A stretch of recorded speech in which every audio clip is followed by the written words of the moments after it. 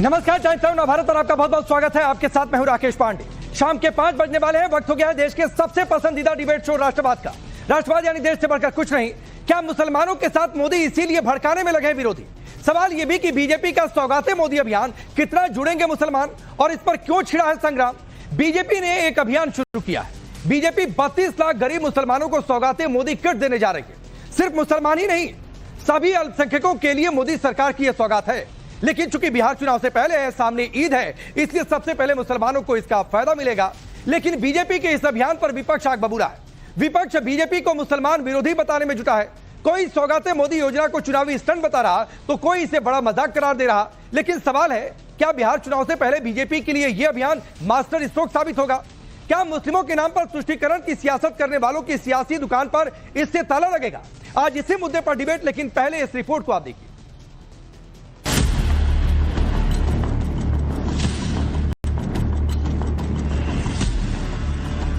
पहले हिंदू एकजुटता और अब मुसलमानों को साथ लेने का अभियान। क्या बीजेपी तुष्टीकरण की सियासत करने वालों की दुकान पर ताला लगाने जा रही?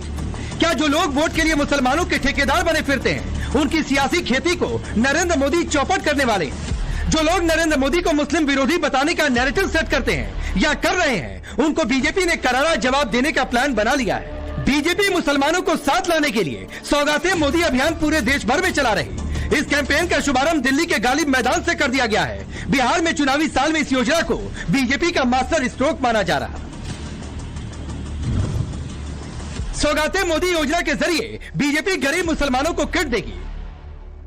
32 लाख गरीब मुसलमानों को सौगाते मोदी किट दी जाएगी।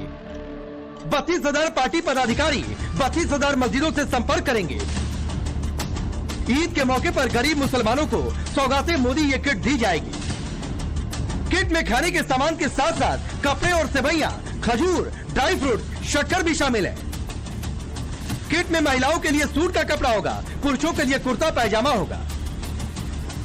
माननीय प्रधानमंत्री श्री नरेंद्र मोदी जी हमेशा ये कहते हैं कि मैं 140 करोड़ भारतीयों का पालक हूं और अभी त्योहारों का सीजन है। जब त्योहार होते हैं तो पालक की तरफ से गिफ्ट मिलते हैं, तो जाहिर सी बात है प्रधानमंत्री जी हमारे पालक हैं। तो त्योहारों में अभी ईद का त्योहार आने वाला है, अभी रमज़ान चल रहा है, अभी बैसाखी आएगी, अभी गुड फ्राइडे आएगा, भारतीय नव वर्ष भी आ रहा है। तो इन त्योहारों पे हमने तय किया है कि जब हमारे अल्पसंख्यक मोर्चे कार्यकर्ता जाएंगे तो प्रधानमंत्री श्री नरेंद्र मोदी जी की तरफ से एक किट देंगे, जिसको हमने सौगाते मोदी कहा है। उसमें खाने पीने के सामान होंगे, उसमें हमने जो हमारी घर की महिला है, जो प्रमुख है हमारी, उसके लिए हमने एक सूट का कपड़ा भी रखा हुआ है। तो ऐसे एक किट बनाकर हम जो हमारे भारतीय जनता पार्टी के कार्यकर्ता हैं वो जाएंगे और सौगाते मोदी का किट देकर उनके खुशियों में रंग भरने का काम करेंगे। मोदी जी तो एनडीए तो हमेशा मुस्लिमों के लिए सबका साथ सबका विकास हमारा नारा रहा है। हम तो सबके लिए काम करते हैं, करते रहेंगे। रही बात वोट की, तो चिंता आपको करनी है कि आपको वोट के दलालों के चक्कर में पड़ना है, वोट के ठेकेदारों के चक्कर में पड़ना है, या सही मायने में जो आपका विकास कर रहा है आपका वोट वहां पड़ना चाहिए। एक तरफ बीजेपी सौगाते मोदी के जरिए मुसलमानों को साथ जोड़ने का अभियान चला रही, तो दूसरी तरफ बीजेपी की योजना से बौखलाया विपक्ष लगातार मोदी को मुस्लिम विरोधी बनाने का नैरेटिव सेट करता आया है।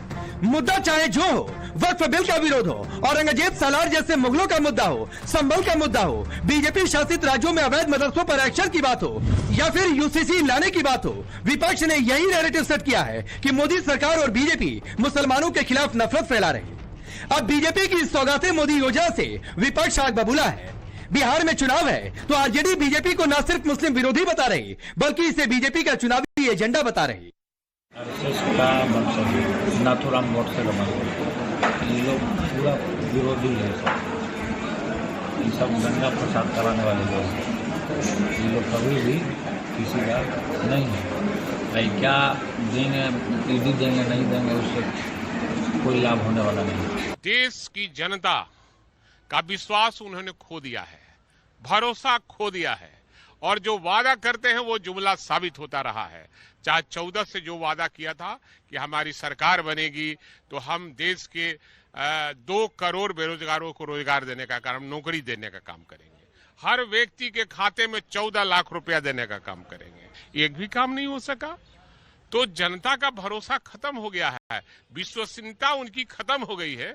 इसलिए मोदी जी क्या कहते हैं, चुनावी साल है बिहार में, इसलिए बिहार में बड़े बड़े नेता आएंगे जाएंगे, लेकिन यहां जनता तय कर चुकी है कि तेजस्वी प्रसाद यादव महागठबंधन के जो विधायक दल के नेता हैं, विरोधी दल के जो नेता हैं, उनको मुख्यमंत्री बनाना है, ये तय हो गया।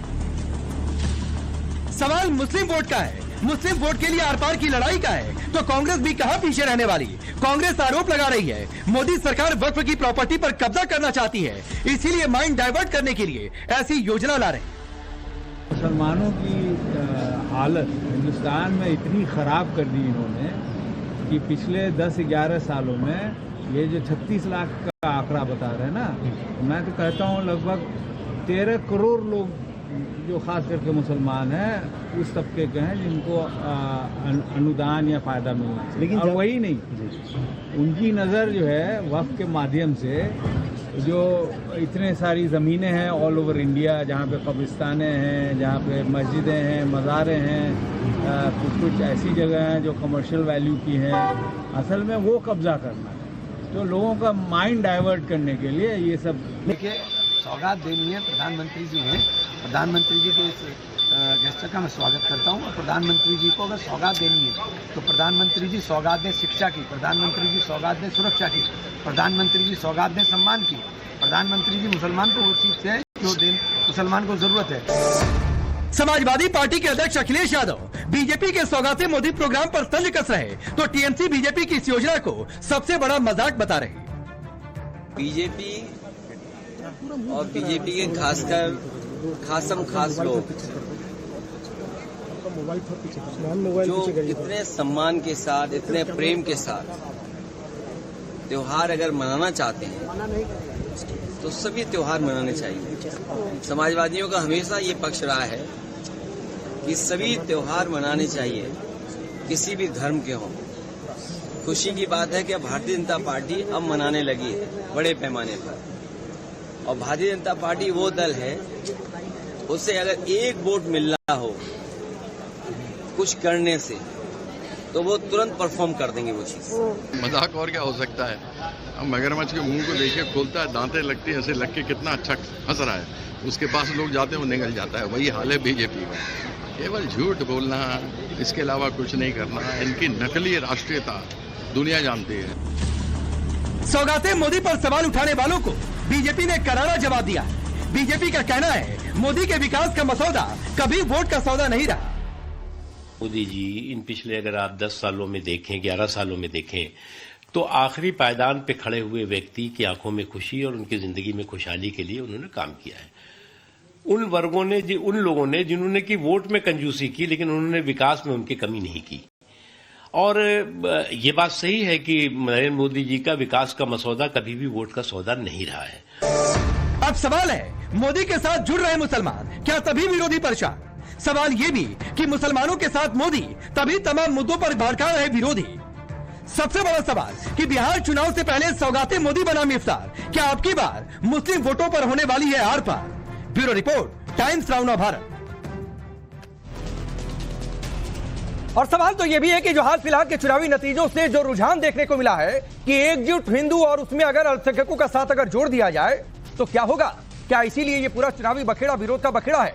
चलिए मैं आपका परिचय आज के मेहमानों से करवाता हूं। राधिका खेड़ा भारतीय जनता पार्टी के नेता और राष्ट्रीय प्रवक्ता, मोहम्मद फैज खान मुस्लिम राष्ट्रीय मंच के हमारे साथ स्टूडियो में मौजूद है, तारिक खान समाजवादी पार्टी के नेता और प्रवक्ता, कंचना यादव है आरजेडी के नेता और प्रवक्ता, और जगदीश शर्मा जी कांग्रेस पार्टी के नेता। आप सभी का बहुत बहुत स्वागत है। कंचना, आपसे शुरू करता हूं क्योंकि सौगाते मोदी का पहला चुनावी टेस्ट इस साल बिहार में ही होगा। आप लोग इस पर, आप लोगों को दंगे की याद आ गई, कोई नाथुराम गोडसे तक पहुंच गया, इतनी बेचैनी क्यों है? मैं तो सोच रही हूँ कि बीजेपी से क्या ही डिबेट करूं, आज आप ही से कर लेती हूँ डिबेट। जब विपक्ष करे तो तुष्टीकरण आप ही कहते हैं, कोई और नहीं कहता, और जब बीजेपी करे तो संतुष्टीकरण। ये आपकी आत्मा इतनी जल्दी पलट कैसे जाती है? हमारे लिए तुष्टीकरण हो जाता है, उनके लिए संतुष्टीकरण हो जाता है। तो आप बताइए ना, वो क्या कर रहे हैं? हम करें तो गलत, वो करे तो सही, हम आरक्षण दे तो गलत, वो कुछ करे तो सही। कौन, मोदी जी नहीं बोले थे ना, टोपी देखकर पहचानने वाले, दाढ़ी देखकर पहचानने वाले, कपड़ा देखकर पहचानने वाले, ये कौन कहता है? मोदी जी कहते हैं। घुसपैठिया किसको बोलते हैं? मोदी जी। आप बताइए, उन्हीं को बोलते हैं। किसको बोलते हैं ये कि आपको मंगलसूत्र छीन कर दे देगा, आपका भैंस छीन कर दे देगा, आपका ये छीन कर दे देगा। पूरे चुनाव में हिंदू और मुसलमान करने वाले, सांप्रदायिक नफरत फैलाने वाले और सांप्रदायिक दंगा कराने वाले, ये क्या मुस्लिम के लिए काम करेंगे? ये क्या करेंगे? ये क्या अपीजमेंट करेंगे? ये तो एक तरह के ढोंग ही है, और ढोंगी, और काम कुछ और होता है, दिखाना कुछ और होता है। लेकिन इनसे मैं क्या डिबेट करूं? राकेश जी आप ही बताइए। ठीक है, मुझसे ही पहले डिबेट कर लीजिए। आपका बहुत स्वागत है कंचना जी। मैं तो हमेशा ओपन रहता हूं। आपको बीजेपी की बजाय अगर मीडिया से डिबेट करनी तो कर लीजिए, मैं उसके लिए भी प्रस्तुत हूं, और मैं उसका भी जवाब दे रहा हूं। कंचना जी जवाब सुन लीजिए। बीजेपी, एक तो पहले फ्री की एडवाइस दे देता हूं कि बीजेपी से पहले इतनी जल्दी हार मत मान लीजिए। अभी इस साल के आखिर में चुनाव है। नहीं, मैं इसलिए कह रहा हूं कि आप बीजेपी से डिबेट से मत भागिए। ये एक एडवाइस थी, और मैं चाहता हूं कि लोकतंत्र में सभी पार्टियां मजबूत रहें। अब जवाब सुनिए, अब जवाब सुनिए कंचना जी। अब मैडम जवाब तो सुनिए ना। अरे अब जवाब सुनिए। यस, इसी पर आ रहा हूं। अरे जवाब सुनिए। अरे मैडम तो सुनिए ना। जवाब सुनने के लिए चुप होना पड़ता है। जवाब सुनने के लिए चुप होना पड़ता है, और चुप होंगी तो जवाब सुनेंगी। लोकतंत्र में सुनना भी चाहिए। अब सुनिए, आपने कहा ना कि इससे तुष्टीकरण, अरे सुनिए मैडम, आपने कहा ना कि इसे तुष्टीकरण से क्यों नहीं जोड़ा? इसलिए नहीं जोड़ा मैडम क्योंकि आप इसे सिर्फ मुस्लिमों से जोड़ रही हैं। बीजेपी का यह कैंपेन सिर्फ मुस्लिमों के लिए रहता तो मैं ताल ठोक कर कहता कि तुष्टीकरण किया जा रहा है, लेकिन यह सिर्फ मुस्लिमों के लिए नहीं है। आपके लिए माइनॉरिटीज की परिभाषा, आपके लिए, सपा के लिए और कांग्रेस के लिए माइनॉरिटीज सिर्फ मुस्लिम होंगे, लेकिन बीजेपी की ओर से और जो बाइट दी गई है, जो उनके अध्यक्ष हैं माइनॉरिटीज मोर्चा के, उन्होंने सीधे तौर पर कहा है कि यह सिर्फ मुस्लिमों के लिए नहीं है। यह बैसाख आएगा तो उसमें भी हम लेकर जाएंगे। ये हर धर्म में जो माइनॉरिटीज है उनके लिए यह है, तो इसीलिए तुष्टीकरण का सवाल नहीं है। अब आपको यह जवाब ना अच्छा लगे, ना हजम हो, तो वो मेरी समस्या नहीं है। हाँ बोलिए। बीजेपी का प्रवक्ता नहीं बैठाते, उनके बिहाफ पे आपसे डिबेट कर लेते। उनके लिए सब सही है। आपने कहा कि बीजेपी से नहीं हमसे डिबेट करनी है। आपको चुनावी लड़ाई पार्टियों से नहीं, बीजेपी से नहीं, मीडिया से लड़नी है। अब मैंने जवाब दे दिया तो आपको लग रहा है बीजेपी की ओर से जवाब हो गया। मैं कह तो रहा हूँ बीजेपी से कि मुसलमानों का आरक्षण देना सही या गलत है, क्यों देना चाहिए? धर्म क्या? मैं आपसे पूछ रहा हूँ कंचना जी, मैं आपसे पूछ रहा हूँ किसी भी आदमी को उसके धर्म के आधार पर आरक्षण क्यों मिलना चाहिए? बीजेपी करे तो इसका मतलब आप खुलकर कह, अब सुनिए, इसी को तुष्टीकरण कहते हैं। लेकिन ऐसे आपकी आत्मा नहीं कंचना जी, आप अपनी आत्मा, आप संविधान की किताब लेकर घूमती हैं, संविधान की प्रति लेकर, तो कम से कम उसे दिखावा मत साबित करिए नेशनल टेलीविजन पर। आप कह रहे हैं कि पूछिए मुस्लिमों को आरक्षण मिलना चाहिए कि नहीं, तो संविधान में लिखा है क्या? 60 डिग्री एंगल घूम जाती है। अरे कंचना जी, हम मुसलमानों के लिए कुछ आपका तुष्टीकरण का एजेंडा एक्सपोज हो गया डिबेट की शुरुआत में। हम करते हैं और हम करेंगे, क्या आपको क्या दिक्कत है? लेकिन भारतीय जनता पार्टी करे, आपने साबित कर दिया। सुनिए कंचना जी, सुनिए, आपकी आत्मा कैसे पलट जाती है? अब मैं बीजेपी के पास जाऊंगा। सुनिए, ठहराते हैं, हमारे लिए गलत ठहराते हैं। सुनिए, अपनी आत्मा से पूछिए आप। अब चलिए, कि कैसे नहीं छोड़िए ना, मेरी आत्मा सराहना कर ले रहे हैं। ठीक है कंचना जी, आप रुक जाइए, रुकिए। मैं ये कहते हुए राधिका जी के पास जा रहा हूं, मेरी आत्मा की चिंता छोड़िए, आप अपनी आत्मा की चिंता कर लीजिए, और इसलिए अपनी आत्मा की चिंता कर लीजिए क्योंकि आप लोग संविधान बचाने की बात करती हैं। आपने कहा कि पूछिए बीजेपी से कि मुस्लिमों को आरक्षण मिलना चाहिए कि नहीं मिलना चाहिए, तो बाबा साहब के संविधान में धर्म आधारित आरक्षण की व्यवस्था है क्या? तो अपने आत्मा से पूछिए और पूछिए कि क्या इस तरह संविधान की रक्षा होगी क्या? खैर, राधिका खेड़ा इनकी बात का जवाब दीजिए। ये कह रही है आपके हिसाब से ये तुष्टीकरण है, इनका रिप्लाई करिए आप। सभी को नमस्कार, मेरी आवाज मिल रही है आपको? जी,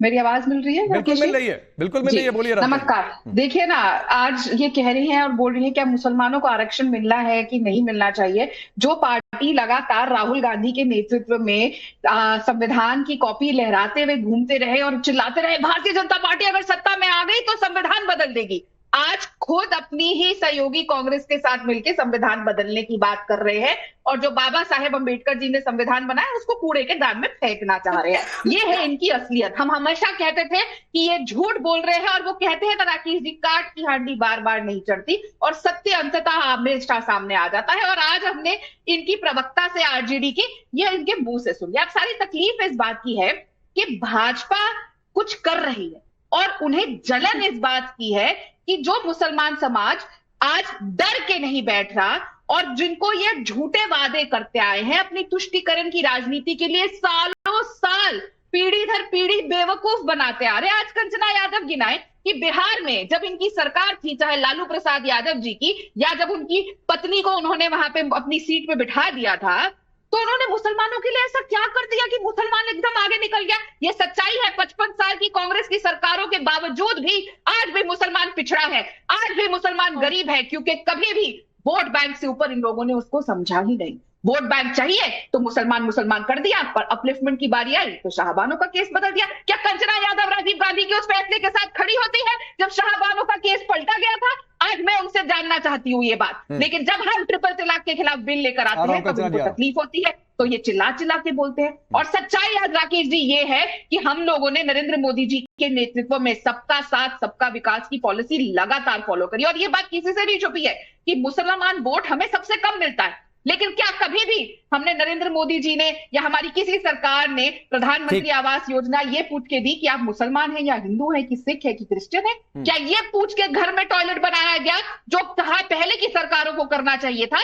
क्या घर में नल का ये पूछ के लगाया गया कि आप हिंदू हैं या मुसलमान हैं? या करोड़ों की जो स्कॉलरशिप बांटी गई जो मुसलमान बच्चों को भी मिली, क्या ये पूछ के दी गई कि आपका धर्म क्या है? क्या घर में सिलेंडर उज्ज्वला योजना के तहत ये पूछ के आया गया कि आपके घर में मुसलमान है कि हिंदू है? हमने कभी नहीं किया। ठीक है, बोलिए कंचना जी, रिप्लाई करिए। पांडे जी से रोको। मैं आ रहा हूं जगदीश जी, रुक जाइए, इतनी जल्दी बेताबी नहीं, रुक जाइए, आऊंगा सबके बाद, बहुत समय है, समय की चिंता न करिए, सबको बराबर समय मिलेगा, तो रुक जाइए, यहां मुझे तय करने दीजिए किसको कितना समय। रुक जाइए प्लीज जगदीश जी, आप एंकर की भूमिका में नहीं है, रुक जाइए। बोलिए कंचना जी। नहीं, मैं तो बहुत प्यार से, नहीं चिल्ला के नहीं बोलूंगी, बहुत प्यार से बोलूंगी, प्यार से पूछूंगी। राधिका खेड़ा बहन के पास जवाब है तो दे। केंद्र में इनके कितने मुस्लिम सांसद हैं जरा बता दे, तो कितने सांसदों मुसलमानों को मैंने सुना था राकेश जी कि सवाल का जवाब में होता है, ना कि सवाल से। आप मेरे सवाल का जवाब दे दें, मैं आपके सारे सवालों के जवाब दूंगी। यही तो इनका थथरई है, यही थथरई है इनको। आप पहले मेरे सवालों के जवाब दीजिए कंचना यादव, और एक आपके सवाल का राधिका जवाब देगी। ये तो हिम्मत दिखाइए राकेश जी, आप करवा लीजिए। ठीक है, अच्छा एक मीडिया इनके पास जवाब नहीं है, तो आप मेरे सवालों का जवाब दे दें और मैं यहाँ पे बैठ के आप गवाह है हर एक सवाल का जवाब दूंगी।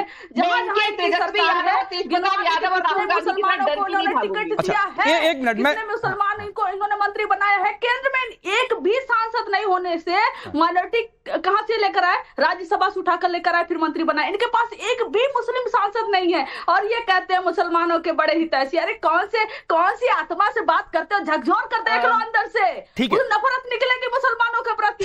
अपनी आत्मा को झकझोरो वहां पर, नहीं ठीक, नफरत निकलेगी। अरे ठीक है, 30 सेकंड और राधिका जी बोल लीजिए, फिर मैं जगदीश जी और तारिक खान आपके पास आ रहा हूँ। राकेश जी देखिए ना, मैंने सवाल किया लेकिन ये मोहतरमा के पास जवाब नहीं था, तो इसलिए इन्होंने वापस सवाल कर दिया। तो मैं इनके सवाल का जवाब दे देती हूँ, क्योंकि मैं कंचना यादव की तरह डरती नहीं हूँ। ठीक है, हमने नहीं दी टिकट, हमने नहीं बनाया, पर आप ये बताइए ना, हमने किसको मुसलमान होने की वजह से घर नहीं दिया? हमने किसको मुसलमान होने की वजह से उज्ज्वला गैस का सिलेंडर नहीं दिया, या स्कॉलरशिप नहीं दी, या सुरक्षा नहीं दी, या घर में नलका नहीं दिया, या टॉयलेट नहीं दिया? जो आपकी सरकारों को बनाना चाहिए था, में कमी रखी। तो अगर इतना शौक है तो आप बनाइए अपने पार्टी का अध्यक्ष एक मुसलमान को, क्यों नहीं बना देते?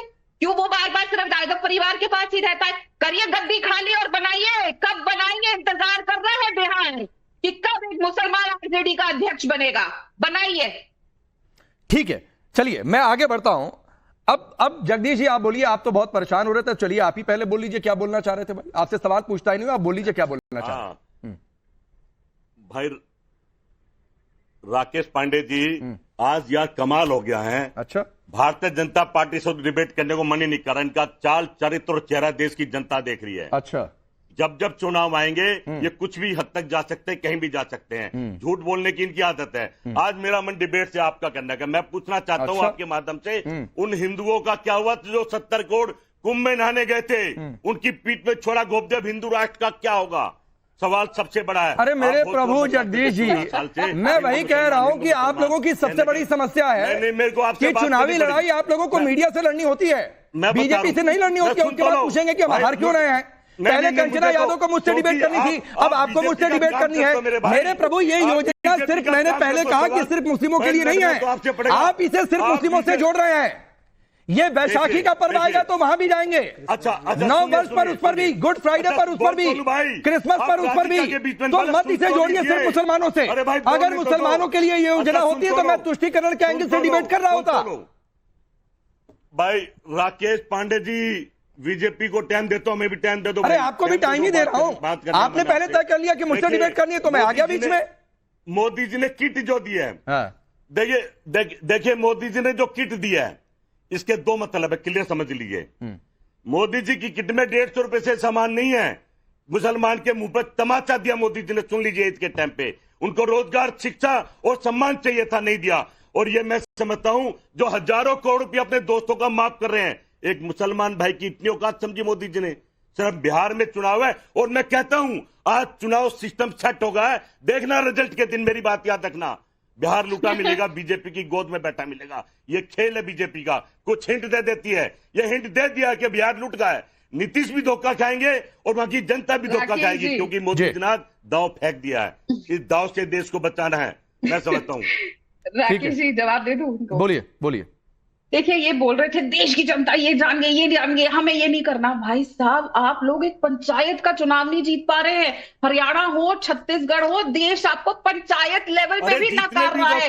कोई आप लोगों को वोट नहीं देना चाह रहा है, क्योंकि देश की जनता। मैं आपके बीच में नहीं भाई, मैडम तुम्हारे में दम है, मोदी में दम है, तो मैं आपके बीच में बोली, क्यों चिल्ला रहे हैं? पानी पीजिए, सेहत के लिए अच्छा नहीं है आजकल, इतना चिल्लाना नहीं चाहिए। पानी पीजिए, धैर्य रखिए। आप अपनी बात पे बोलिए, मैं अपनी बात पे बोलूंगी। आप क्यों कांग्रेस की मिट्टी पलट करते हैं इतना जंगलियों की तरह बिहेव करके रोज? सुन लीजिए। अरे राकेश जी पहले बोल लेते हैं, फिर मैं बोलती हूँ। जगदीश जी रुक जाइए, आपने सवाल की आप रिप्लाई ले लीजिए, फिर मैं आगे बढ़ता हूँ। जगदीश जी पहले ही आपके नेता राहुल गांधी ने मिट्टी पलट कर रखी है पार्टी की। आप तो थोड़ा उसकी इतने पुराने कार्यकर्ता है, ऐसे चिल्ला चिल्ला के क्यों बेइज्जती कराते हैं अपनी पार्टी की हर बात? थोड़ा सुनने का धैर्य रखिए। आप देखिए, आपको समय नहीं दिया तो आप कहां बैठ जा बैठी। मेरे नेता में कोई कमी नहीं है, मेरे नेता बिल्कुल। आप तो उनके साथ, आप तो रॉबर्ट वड्रा के साथ कितनी बार ईडी के चक्कर काट चुके हैं, और क्या क्या आप लोगों का लेन देन है पूरा देश जानता है। आप लोगों ने तो देश को लूटने का काम किया। ईडी आई थी ना, मैं वफादार आदमी हूँ, मैं वफादार आदमी हूँ, मैं गद्दार नहीं हूँ, मैं गद्दार नहीं, मैं वफादार भाई आज भी खड़ा हूँ। नहीं एक मिनट जगदीश जी, अरे ये वफादारी गद्दारी की बात कहां से आ गई भाई बीच में? मैं शांत हुआ कि आप लोग आपस में सवाल जवाब कर लीजिए, आप वफादारी गद्दारी तक पहुंच गए, तो ऐसे नहीं होता है ना, तलवे चाटती थी, ऐसे नहीं होता है। पीछे पीछे घूम, नहीं ये क्या पर्सनल होने की बातचीत है? और वफादारी गद्दारी तक कहां लेकर जा रहे हैं? फिर राधिका खेड़ा कहीं पहुंच जाएंगी तो आप कहेंगे कि देखिए क्या हो रहा है, तो ऐसे नहीं होता है। राधिका खेड़ा रिप्लाई करिए, फिर मैं तारिक खान, रुक जाइए प्लीज तारिक भाई 30 सेकंड दीजिए, आ रहा हूं, बोलिए। हमने कभी भी मुसलमानों का तुष्टीकरण नहीं किया। हमने हमेशा सम्मान, विश्वास, उनको उनके अंदर विश्वास जताने के लिए सम्मान कार्य करने की बात करी। हम वोट बैंक की राजनीति नहीं करते। अगर हम वोट बैंक की राजनीति करते तो हम इतने सारी चीजें हैं जो नहीं लेकर आते। और यहाँ पे जो जैसे आपने शुरुआत में सुनाया है कि कांग्रेस कह रही है कि हम मुसलमानों की जमीन ले रहे हैं, आज मैं पूछना चाह रही हूँ कि वक्फ बोर्ड की जो बात हो रही है, उस वक्फ बोर्ड की जमीनों से कितने मुसलमानों का पेट भरा है, कितने मुसलमान बच्चे पढ़े, कितनी महिलाओं को उसमें से पैसा मिला कि वो अपना सर्वाइवल कर सके जब उनको तलाक देके छोड़ दिया गया, कितने मुसलमानों का भरा हुआ। अगर जितनी वक्फ बोर्ड की प्रॉपर्टी है, अगर उसका इस्तेमाल वो मुसलमान समाज के लिए कर देते तो आज मुसलमान समाज कहाँ का कहाँ होता। लेकिन 1 रुपया नहीं खर्च किया गया, क्योंकि यहाँ पे भी राजनीति करी। ठीक है। अब तारिक भाई आपके पास आ रहा हूं, और सवाल यह है कि आपके पीडीए में तो आपने बाकायदा एक समय ए का मतलब मुस्लिम ही परिभाषित कर दिया था, अल्पसंख्यक का मतलब, इसीलिए सिर्फ मुस्लिमों से जोड़ा जा रहा और तंज कसा जा रहा। सबसे पहले तो मैंने किसी से कहा कि भाई चुटकी काटो, मैं कहीं सपना तो नहीं देख रहा हूं, ये क्या हो रहा है। मगर फिर सही है, लाइव चल रहा है। 2 मिनट 20 सेकंड बीजेपी को नॉन इंटरप्टेड, मुझे लगता है मुझे पर्याप्त समय मिलेगा। अगर सिवई दी जा रही है ईद में, तो होली पे गुजिया क्यों नहीं दी? कहाँ है गुजिया भैया? 70 करोड़ की गुजिया, कुंभ में इतने लोग गए, एक पत्तल चावल खाली खिला देते, नहीं खिलाया। होली और फिर हम दिवाली की मिठाई भी ढूंढ रहे हैं, कहाँ है भाई, कहाँ है? फिर हम लोग कल डिबेट किस चीज पे करेंगे जब हिंदू मुसलमान का मुद्दा खत्म हो जाएगा? मैं बड़ा चिंतित हूँ कि कल से क्या डिबेट नहीं होगी, मैं नहीं बुलाया जाऊंगा। और अभी मेरी बहन कंचना कह रही थी कि इन्होंने मुसलमानों के लिए कुछ नहीं किया। अरे नहीं भाई, मुसलमानों के लिए बहुत कुछ किया। गुजरात दंगे हुए, उसके बाद मुसलमानों को इंसाफ मिला, ज़किया जाफरी को इंसाफ मिला। फिर जब टी राजा, नितेश राणे मुसलमानों को गंदी गंदी गालियां देते हैं और जब लोकसभा में इनके सांसद मुसलमानों को गाली दे रहे थे, नरेंद्र मोदी साहब नाराज हो गए, कहा इनकी सदस्यता रद्द कर दो, इनको सबको पार्टी से भगा दो। इतना नाराज हो गए कि क्या बताएं। अभी लोकसभा के चुनाव हुए, 543 सीटों पे वोट डले। पता है मुसलमान को 250 टिकट दिए बीजेपी ने, 250 टिकट मुसलमानों को दिए, 250 लोग एमपी का चुनाव लड़े। और उसके बाद इन्होंने अगर 40 मंत्री बनाए तो उसमें से 32 मुसलमानों को मंत्री बनाया। इतना प्यार इनका मुसलमानों पे है। और कंचना यादव कह रही है कि मुसलमानों को इनसे बीजेपी को प्यार नहीं है। मुसलमानों से इनका बेपना प्यार है, बना रहेगा और आगे भी चलता रहेगा। तभी तो हम लोग डिबेट करेंगे किसी चीज से, वरना मुद्दे ही खत्म हो जाएंगे। हो गया आपको 2-2.5 मिनट, संतुष्ट हो गए समय से? और चाहिए और बोल लीजिए। नहीं, अब बोलना क्या है भाई, मैंने क्या बहुत किया मुसलमानों के लिए। अब चलिए मैं आता हूं। नहीं ठीक है ना, आप सुनिए तारिक भाई, सुनिए। आपने कहा ना भाई हिंदुओं को गाली दी गई, आप चुप रहे। संभल में हिंदू मारे गए, आप चुप रहे। सनातन धर्म को कुछ टेस्ट बताया गया, आप चुप रहे। कृष्ण भगवान ने कोरोना को भेज दिया, आप चुप रहे। तब आपकी जुबान सिल जाती है। अब सुनिए, रुक जाइए, मैं आपकी थोड़ी सी मदद कर देता हूं। जरा वो डालिए डेटा जो है स्क्रीन पर। आप कह रहे हैं क्या ना, आयुष्मान भारत योजना करीब 50 लाख मुस्लिम नागरिकों को मुफ्त इलाज मिला उसमें। उज्ज्वला योजना में 11 साल में 2 करोड़ से अधिक मुस्लिम महिलाओं को फायदा मिला। प्रधानमंत्री आवास योजना में लगभग 33% माइनॉरिटीज कम्युनिटीज से थे। अब इसमें आपको सिर्फ मुस्लिम वाला डेटा चाहिए तो वो नहीं है मेरे पास, आप खोज लीजिएगा।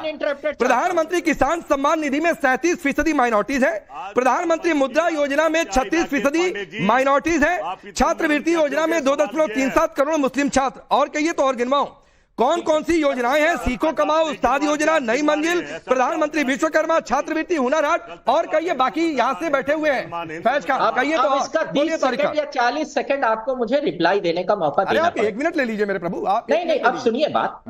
मुसलमानों को सारी योजनाओं में बहुत ज्यादा दे दिया गया। अच्छा, टैक्स नहीं लिया मुसलमानों से।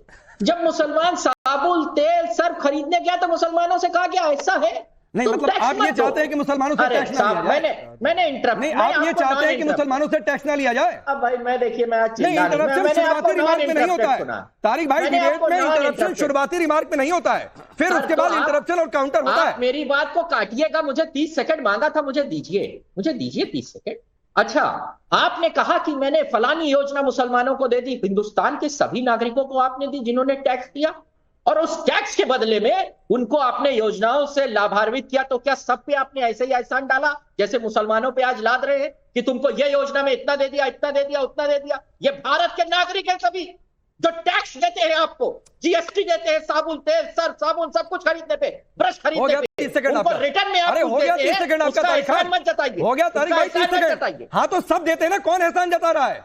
आप कह रहे हैं कि मुसलमान टैक्स नहीं देते हैं क्या? तो क्या आप चाहते हैं कि मुस्लिमों से पहले आरक्षण, पहले मतलब आपकी ये पॉलिसी है कि पहले मुसलमानों को आरक्षण दिया जाए धर्म के आधार पर, और फिर धर्म के आधार पर चूंकि मुस्लिम समुदाय से है इसलिए टैक्स भी ना लिया जाए? आप ये चाह रहे हैं? मतलब ऐसा कुछ नहीं कहा। और फिर आप क्यों कह रहे हैं? कुछ भी नहीं कहा। फिर आप क्यों कह रहे हैं कि टैक्स नहीं देते? टैक्स सब देता है, मुस्लिम सिख ईसाई सभी टैक्स देते हैं। जो टैक्स स्लैब में आएंगे सभी टैक्स देते हैं। योजनाओं का लाभ जब से देश आजाद हुआ तब से योजनाओं के लाभार्थी हिंदुस्तानी नागरिक बन रहे हैं। सभी तो मत फिर फैज खान ये क्यों कहा जाता है कि मुस्लिमों को दूर किया जा रहा है, मुस्लिम योजना के दायरे में नहीं है? अब योजना का दायरा गिनवाए तो कह रहे हैं मुस्लिम टैक्स नहीं देते हैं क्या?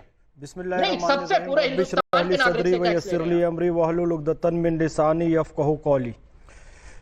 भारत माता की जय। देखिए राकेश पांडे भैया, भारत का मुसलमान किसी का बंधुआ मजदूर नहीं है, और बंधुआ मजदूर जिन लोगों ने बना के रखा हुआ था, अब वोट बैंक उनके हाथ से फिसल रहा है। तो इनके चेहरे पे और बातों में कैसे बेचैनी दिखाई दे रही है आप देखिए, क्योंकि मोदी जी ने उस पॉलिसी को खत्म कर दिया, एक हाथ में कुरान एक हाथ में तलवार। अब ये नहीं चलेगा। मोदी जी ने स्पष्ट कहा मुसलमानों, अब ये पॉलिसी चलेगी कि एक हाथ में कुरान और एक हाथ में कंप्यूटर। इसलिए इनको इतनी बेचैनी हो रही है क्योंकि मोदी जी ने पहले हिंदी में समझाया कि भाई शिक्षा ग्रहण करो, नहीं समझ में आया तो अरबी में समझाया, अल हिकमत ज़ाल्लतुल मोमिन फहसो वज़दहा आहक को बेहा। ये मोदी जी ने कोटेशन अरबी का पढ़ के बताया, जो गांधी जी के गुजरात विद्यापीठ में लिखा हुआ है कि ज्ञान कहीं से भी मिले उसे निसंकोच हासिल करना हर मुसलमान का हक है। ये मोदी जी ने कहा, अरबी में भी कहा। लेकिन ये लोग क्या करते रहे, 50 साल सत्ता में रहे, फिर सच्चर कमेटी की रिपोर्ट लाकर कहते हैं कि मुसलमान शिक्षा में सबसे पीछे।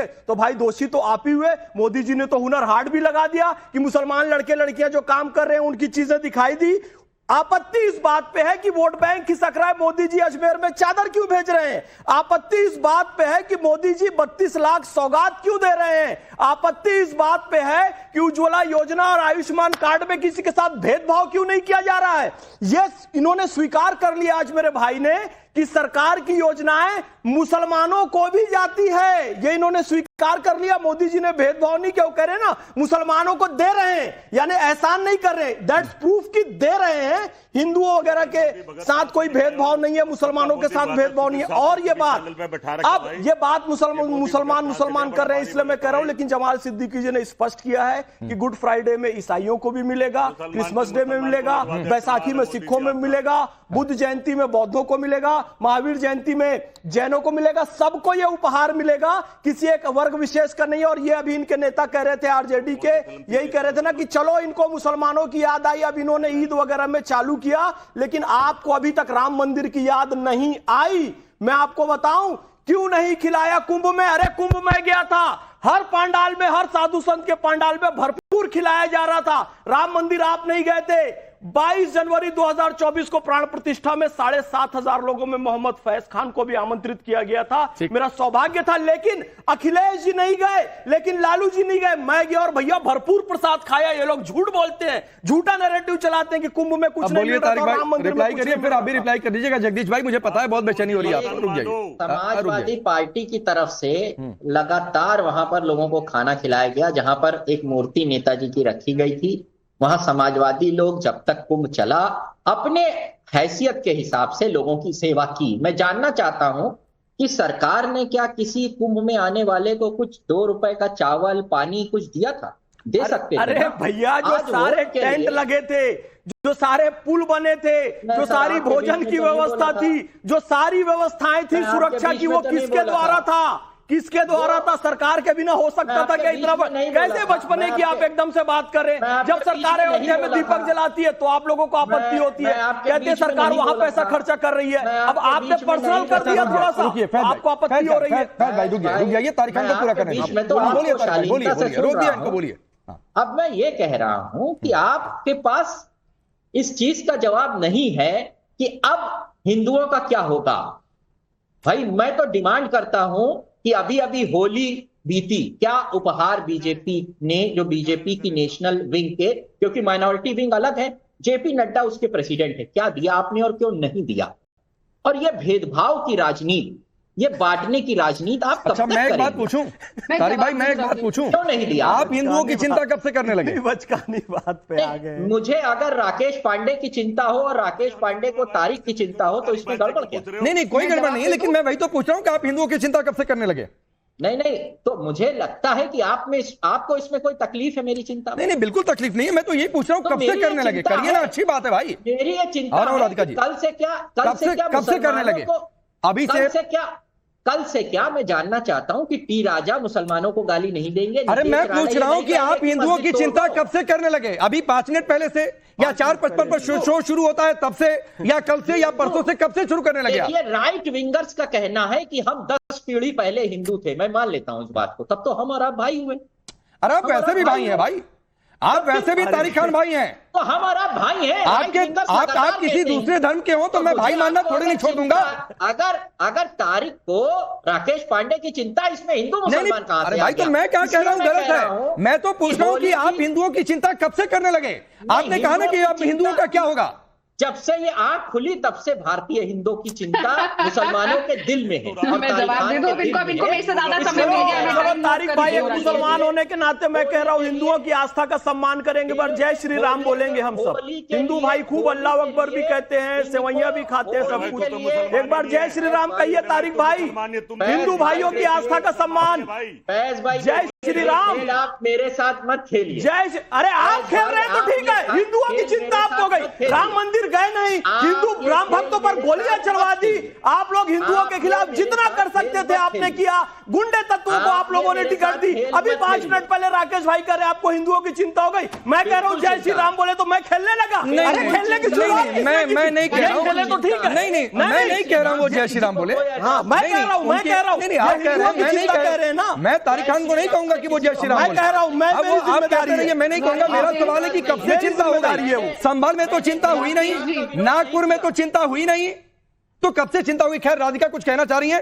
तारिक खान आपसे सुनिए। राणा संघा और छत्रपति संभाजी महाराज को गाली और औरंगजेब को ताली, तो ये हिंदू समाज की बात ना करें। और मैं इस बात से बिल्कुल अग्री नहीं करती हूँ जो यहाँ पे कहा जा रहा है किसी को आप जय श्री राम बोलिए, ये अल्लाह अकबर बोलते। नहीं, अगर हम सेक्युलर हैं, हम किसी को भी नहीं बोल सकते कि आप ये बोले या वो बोले, तो ये बहुत गलत बात है। और इसके लिए हमारे प्रधानमंत्री जी भी नहीं मानते। सबका साथ, सबका विकास और सबको साथ लेके चलना। हम सेक्युलर तभी है जब हम किसी को ये नहीं करें अरे तुम ये बोलो, अरे तुम ये बोलो। जिसको जो बोलना है वो बोलेगा, लेकिन किसी और धर्म को गाली नहीं देनी। अब क्या है ना राकेश जी, विपक्ष जो है उसकी आदत है कि वो डर फैलाए, और हमारी आदत है कि हम विकास करें। तभी वो शाहबानों को कुचलते हैं और हम 3 तलाक खत्म कर मुसलमान महिलाओं को हक देते हैं। वो मुसलमानों को झूठे आंच देते हैं, हम जमीन पर काम करके रोजगार देते हैं, इज्जत देते हैं और आत्मनिर्भरता देते हैं। शौचालय हो, चाहे 5.5-6 लाख मुसलमान परिवारों के अंदर शौचालय देना हो, सिर्फ 2022 साल में हमने 5.5 लाख घरों में शौचालय देने का काम किया, जो पहले हो जाना चाहिए था। हमने जब बिजलियां पहुंचाई इतने 16-17 हजार गाँव में, तो उसमें मुसलमानों के भी गाँव थे, मुसलमानों की भी बस्तियां थी जिनको बिजली से दूर रखा गया। प्रधानमंत्री किसान निधि के हिसाब से कम 30% किसान मुसलमान थे जिनको यह फायदा मिला है। पर हमने अपना कभी भी ये सवाल करके नहीं करा। आ रहा हूं जगदीश जी, इसके बाद आपके पास ये बताइए कि आप मुसलमान है, हिंदू है, सरदार है, क्रिश्चियन है, क्या है? तो ये हम तुष्टिकरण में विश्वास नहीं करते। मैं फिर रिपीट कर रही हूँ, नरेंद्र मोदी जी का जो सपना है, उनकी जो टैगलाइन है, सबका साथ सबका विकास। और उसका ये मतलब नहीं होता कि आपने कितने एमएलए बनाए, कितने एमपी बनाए। अगर यही है तो ये मैं आपके चैनल पे बहुत जिम्मेदारी से कह रही हूँ कि चाहे आरजेडी हो, चाहे सपा हो या कांग्रेस हो, वो महिला विरोधी है। अब जगदीश जी, मैं आ रहा हूँ सर, मैं आ रहा हूँ। मुझे आपको जो कहना हो आप कहिए, लेकिन मेरा सवाल ये है कि ये वोट बैंक छिटकने का डर है, या फिर आपको लग रहा है कि हिंदू वाला वोट बैंक तो एकजुट हो ही रहा था, ये कहीं से इधर वाला भी वोट बैंक एकजुट हो गया तो मामला और गड़बड़ हो जाएगा? क्या डर है? किस बात से बेचैनी है? राकेश भाई, हमें कोई बेचैनी नहीं, हमें दुख यह है वो साधु संत महात्मा ऋषि जो मोदी के पैरों में पड़े थे। अब मेरा सवाल उन सभी से कि हिंदू राष्ट्र का क्या होगा? अब हिंदू राष्ट्र पर आगे बनाओगे, बस ऐसी चलेगा? हम तो चाहते से मिलजुल के रहे, पर बीजेपी से मेरा सवाल है, राधिका केड़ी से, हिंदू राष्ट्र का क्या होगा ये बता दीजिए। जो लोगों को गुमराह कर रहे थे, हिंदुओं को 70 करोड़ आगे, 50 करोड़ आगे, वो बेचारे सारे हताश आज। भाई ये मोदी जी ने कौन सा कार्ड खेल दिया? सब सत्ता और चुनाव के लिए, सिर्फ बिहार के लिए। कहीं ना कहीं मोदी जी दिल से इस काम को करते ना, तो कम से कम 5100 रुपये एक आदमी को देते, गरीब आदमी को। ये 150 रुपए की भीख देके आप उनका सम्मान करो या अपमान करो, मेरे समझ में नहीं आ रहा है। ठीक है, बीजेपी से किट मंगा लीजिए। वो थोड़ा सा चावल, थोड़ा क्या क्या दिखाया मैंने अभी, कपड़े में, किट मंगा लीजिए। बीजेपी से किट मंगाइए, 150 रुपए की औकात है हिंदू। ठीक है, फैज भाई कुछ कहना चाह रहे हैं, फिर उसके बाद राधिका जी का भी रिप्लाई हो जाएगा। फैज खान कुछ कहना चाह रहे हैं, बोलिए फैज भाई। हिंदू राष्ट्र का क्या होगा आप देखिए। मैं मोहम्मद फैज खान होकर ये एक मुसलमान भाई को यहाँ कह रहा हूँ, तारिक भाई को, कि जय श्री राम बोलो। अरे भाई आप तो उनका बचाव राकेश पांडे और राधिका खेड़ा जी कर रहे हैं कि भाई हमारे धर्म में दबाव किसी को नहीं दिया जाता है, ये हिंदू राष्ट्र। बस सुबह से शाम तक चैनल पे बैठते हैं, तो क्या दिक्कत है? आपको फैज खान के चैनल से भी बैठने पर दिक्कत हो गई? नहीं, आपको फैज खान के चैनल पर भी बैठने से दिक्कत हो गई? फैज खान मुस्लिम है तो आप चाह रहे हैं चैनल से हटा दिया जाए? राधिका आप चाह रहे हैं मैं इनको स्टूडियो से बाहर कर दूं? गुमराह कर रहे हैं। अच्छा, गुमराह कर रहे हैं, मतलब आपके हिस्से की बात ना करें तो गुमराह करने वाला हो गया। राधिका खेड़ा रिप्लाई करिए, क्योंकि आपसे सवाल था जगदीश जी का। देखिए, मुझे नहीं लगता जगदीश जी कुछ पढ़कर भी आते हैं या कुछ नॉलेज लेकर आते हैं। उन्होंने सारा अपना काम ईडी सीबीआई के दफ्तरों में घूमते घूमते इतने इनके ऊपर छापे पड़े हैं, क्या क्या किया है, किस तरीके से लोगों ने देश को लूटने का काम किया, पूरा देश जानता है। भारतीय जनता पार्टी में फिर बोल रही हूँ, ये विपक्ष झूठ बोलता रहेगा, घूमता रहेगा। 2024 के चुनाव के पहले भी घूमे थे, संविधान खतरे में है, ये खतरे में है। क्या हुआ? फिलहाल तो इनकी साख खतरे में है और इनकी पार्टियों की इज्जत खतरे में है, जो लगातार हर जगह चुनाव हार रहे हैं देश की जनता। और आपको मैं एग्जांपल देती हूँ, दिल्ली का अभी हाल ही में चुनाव हुआ, मुस्तफाबाद जैसी सीट जिसमें 70% मुसलमान पॉपुलेशन है, वो कौन जीता? वो भारतीय जनता पार्टी जीती, वो और वो भी एक नया कैंडिडेट जो दूसरी सीट से वहां आया।